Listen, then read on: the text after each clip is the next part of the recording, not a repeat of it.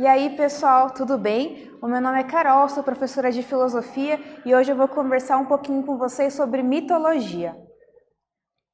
Nossos objetivos: conhecer as principais características e funções do mito e sua relação com o surgimento da filosofia, reconhecer o mito como gênero literário que foi sendo gradualmente substituído pela linguagem filosófica. Começo com questões aqui para vocês. O que você sabe sobre a mitologia grega? Já ouviu falar que a filosofia surgiu rompendo com os mitos gregos? Quais as relações entre os mitos e a filosofia? Então, provavelmente você já ouviu falar de mitologia grega, né? Nunca conversei com nenhum aluno em nenhuma sala onde ninguém ouviu falar de Zeus, de Hércules, e está muito presente na nossa cultura. A gente sabe também que a filosofia começou na Grécia. Então, qual que é a relação que tem uma coisa com a outra, né? A gente sabe que esses dois elementos estão lá na Grécia. Qual relação que eles têm, né? E se a gente também falar, a filosofia nasceu do mito, o que significa isso? É hoje que a gente vai conversar um pouquinho sobre isso. Bom, quando ouvimos falar em mitos, a primeira referência que temos é a mitologia grega. Isso se deve à relevância da cultura clássica grega no desenvolvimento da filosofia ocidental e no pensamento contemporâneo. Os mitos são narrativas que têm como objetivo explicar como o mundo e todas as coisas nele foram criadas por meio de deuses e forças sobrenaturais. A palavra mito vem do grego e significa discurso, mensagem ou narrativa fabulosa. Então, não se trata de dizer assim, o mito é uma mentira, o mito é uma fábula, uma diversão entre os gregos. Não é isso. O mito ele é uma forma de explicar o mundo, né? As questões sobre de onde veio o mundo, quem nós somos, qual que é o sentido da vida. Isso faz parte do pensamento humano, né? Da natureza humana desde que o homem começou a pensar. A hora que começou o primeiro tic-teco humano, a gente já começou a pensar em coisas como de onde que nós viemos, de onde que veio o mundo, e de acordo com o tempo, de acordo com a sabedoria da época, as respostas vêm. A mitologia ela faz parte disso. A mitologia ela quer explicar então a origem do mundo, por exemplo, a gente vê na mitologia grega Cronos, né? Urano, não só na mitologia grega, né? O resto do mundo todo tem a sua história de como começou o mundo, né? Qual que é o nosso destino? Nós temos destinos, coisas assim. Isso faz parte da solução, né? A busca de respostas. Essa é a solução que nós dávamos. Além dos deuses e deusas, fazem parte dos mitos gregos os semideuses, heróis e figuras lendárias como centauros, minotauro, ciclopes, a medusa, entre muitos outros. E os estudos sistemáticos dessas narrativas e seus significados são chamados de mitologia. E aí tem uma imagem para você dos deuses, né? Dos deuses, semideuses, essa imagem que a gente é acostumado a ver da pintura grega, né? Dos corpos gregos. Os mitos influenciaram a organização social e política, a literatura, a arte, a arquitetura e o desenvolvimento cultural grego de forma determinante. A arte grega foi extremamente sofisticada e buscavam representar o real e o ideal com muita perfeição.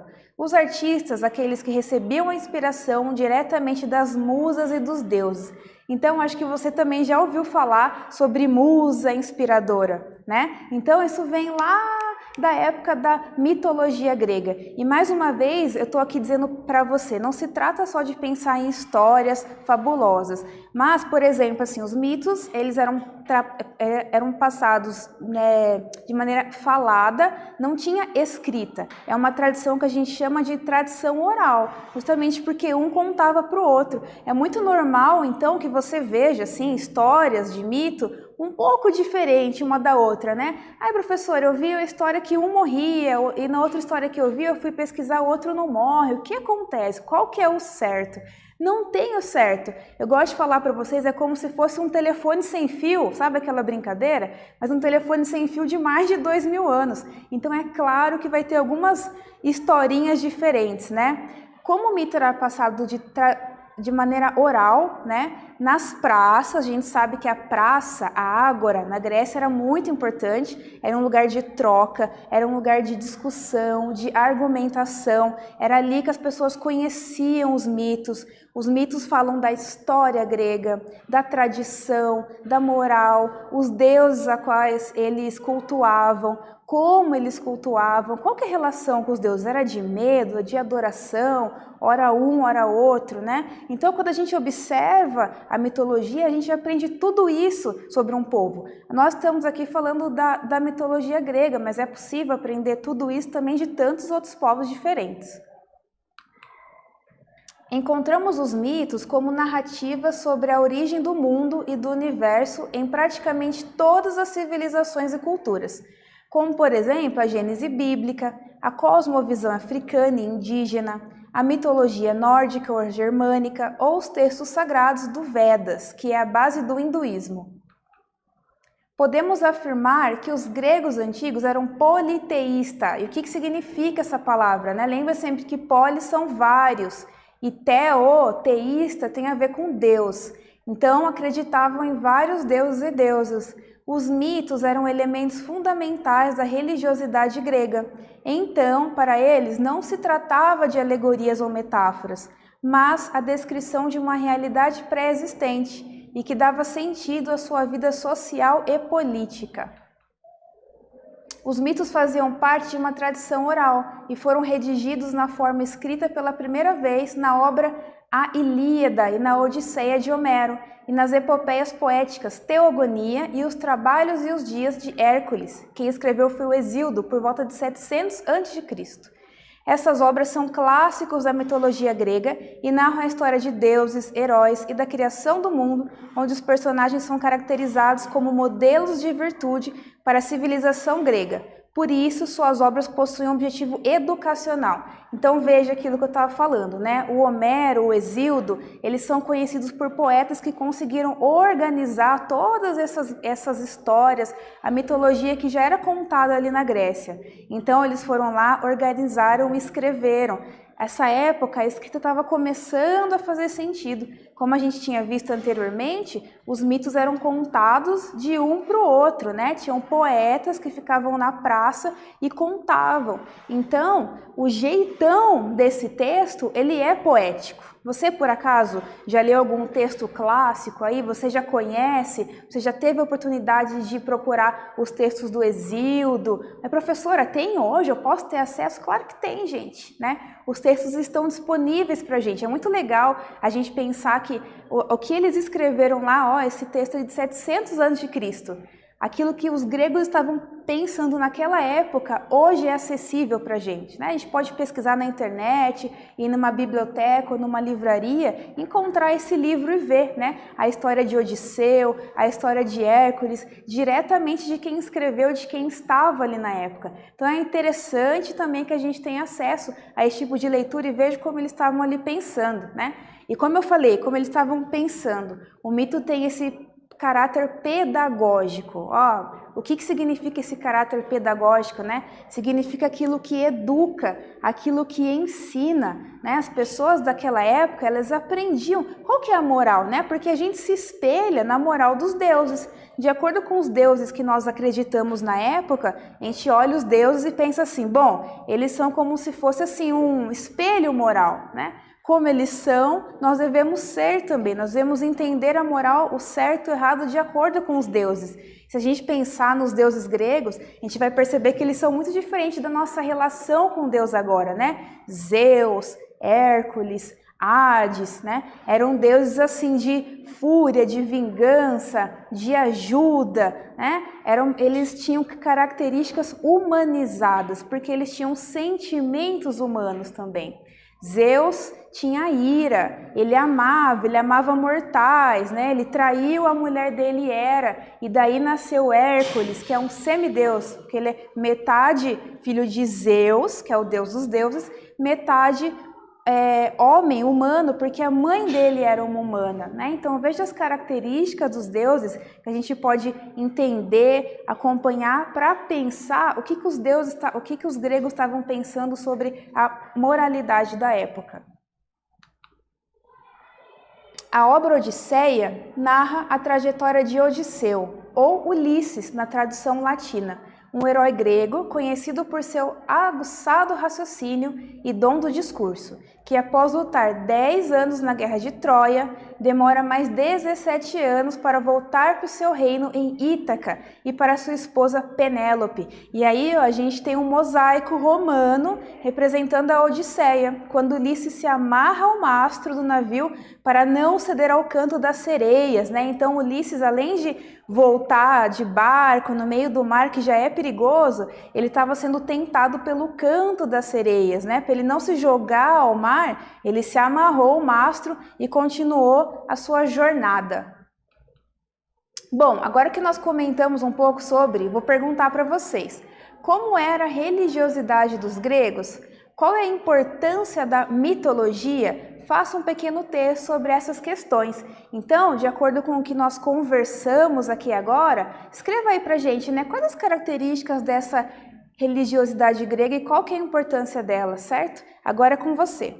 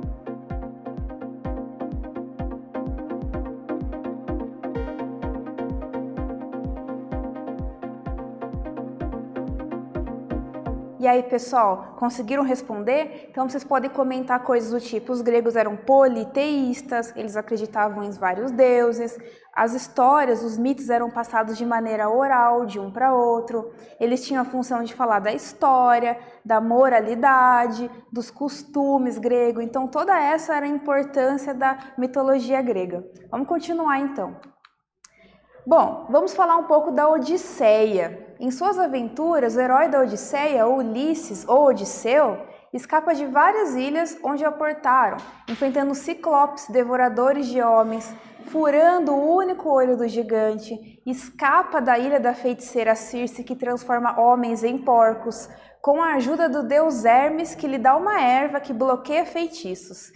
E, numa das passagens mais conhecidas, se amarra ao mastro do navio para não ceder aos encantos da sereia, igual a gente viu ali na imagem anterior. O herói Ulisses representa os valores do ser humano que se tornou um modelo na cultura do Ocidente. Alguém que tem defeitos, é derrotado algumas vezes, mas sobrevive e alcança sucesso, mesmo sem ter poderes sobrenaturais ou qualidades físicas extraordinárias, porque é esperto e está sempre disposto a inventar soluções para os problemas que encontra. É uma história de superação das adversidades. Então, uma coisa bem interessante na história do Odisseu é isso, né? Ele não é um deus, para começo de conversa. A gente sempre vê histórias assim, os 12 trabalhos de Hércules. Bom, Hércules era um semideus, né? Mas ele tinha uma força descomunal, uma força sobre-humana. A gente fala de histórias de Zeus, de Urano, de Cronos, mas nessa história aqui a gente está vendo a história de um homem, Odisseu. Foi fácil para ele? Ele acertou todas as vezes? Não, né? Ele perdeu batalhas, ele ganhou batalhas e ele ficou aí décadas para voltar para a família dele, né? Passou por altos e baixos até voltar. Então é interessante pensar nessa história de persistência. É interessante pensar na história de um sujeito que não é um deus, não é um semideus como a gente é acostumado a ver na mitologia clássica grega, mas mesmo assim ele se coloca em situações e veja que ele consegue fazer muita coisa, né? Ciclopes, sereias, outros deuses, ele enfrenta a todos e volta para casa no final das contas. Procure saber aí dessa história, né? Hoje em dia a gente tem filmes sobre, tem os textos também, tenho certeza que você vai gostar. Bom, e por que então ler os clássicos? A gente está aqui comentando de um texto clássico. Todos nós nascemos e nos desenvolvemos dentro de um determinado contexto espaço-temporal, cultural, social e familiar que condiciona a nossa visão de mundo. Contudo, a partir do momento em que nos apoiamos no pensamento das grandes mentes da humanidade, podemos superar esses condicionantes e ver a realidade muito além do reduto em que fomos inseridos. A gente expande o nosso conhecimento. Essas grandes mentes da humanidade, esses gigantes que chamamos de clássicos, são atemporais, porque os problemas que eles levantam são de natureza universal, ou seja, continuam sendo relevantes. Há situações de conflito e problemas que os pensadores e cientistas procuravam resolver são até mais relevantes que muitas das teorias e conceitos que propuseram como possíveis soluções. Então, tem até uma frase bem famosa que fala assim, né? Estou aqui porque eu subi no ombro de gigantes, né? O nosso conhecimento humano, ele se acumula. É muito interessante que a gente tenha acesso a todo o pensamento antigo, que já é a nossa bagagem para continuar a conhecer, né? Imagina se você vai numa aula de matemática e você tem que aprender todos os conceitos. Vamos descobrir quanto é 1 mais 1. A gente não precisa disso, a gente já sabe disso. E a partir do conhecimento que nós já sabemos, que nós já adquirimos enquanto humanidade, aí a gente avança. Na filosofia a gente fala muito disso, porque a gente lê textos de Platão, Aristóteles, professora, 500 a.C., 400 a.C., sim, mas as questões que eles colocaram, como por exemplo assim, o que é felicidade? A felicidade é importante pra gente? Tenho certeza que essa questão é muito nossa ainda hoje, muito contemporânea, né? Mas que bom que a gente pode contar com eles. Bom, uma atividade para você. Faça um texto sobre o que podemos aprender com o clássico A Odisseia. Quais os valores morais são difundidos aos leitores? Quais são as características do personagem principal? Qual é a ideia de heroísmo retratada no texto? Em que se baseia a ética do herói dessa obra? Então vamos lá, eu quero que você analise um pouco o Odisseu.